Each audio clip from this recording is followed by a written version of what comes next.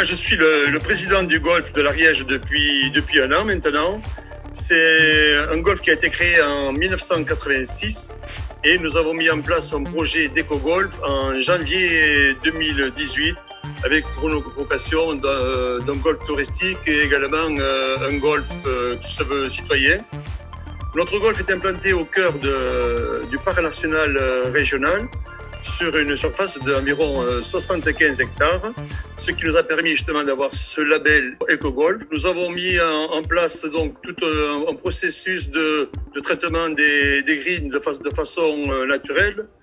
Et surtout, nous sommes indépendants en totalité au niveau de notre arrosage, puisque nous avons la chance d'avoir de la collinaire, ce qui nous permet d'être autonomes toute l'année pour arroser, fairway et green. Nous avons acheté récemment un robot qui va tondre les fairways tout seul.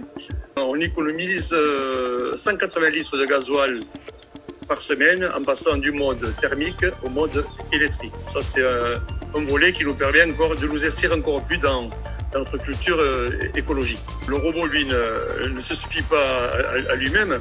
Il est secondé par une équipe de 5 jardiniers, dont l'intendant, que nous avons maintenu sur le pied de guerre pendant cette crise pour l'entretien de notre parcours, évidemment, de manière régulière, ce qu'il faisait auparavant, mais surtout, nous avons mis à profit cette période, de fermeture imposée de 2 mois pour faire des travaux lourds de drainage, de réfection de bunkers et autres qui, en temps normal, viennent impacter la vie du golfeur.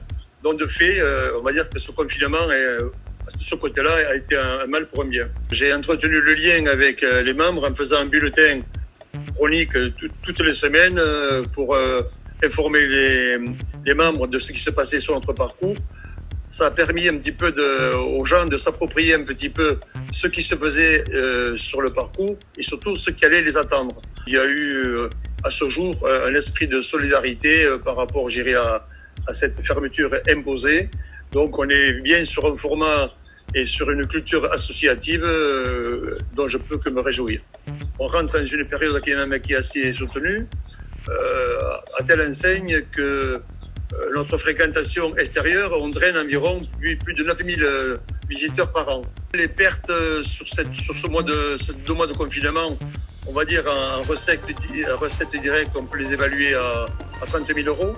Donc c'est vrai que ça représente quand même une préoccupation sur le résultat de cet exercice 2020 au niveau de la fréquentation et des ressources même du golf.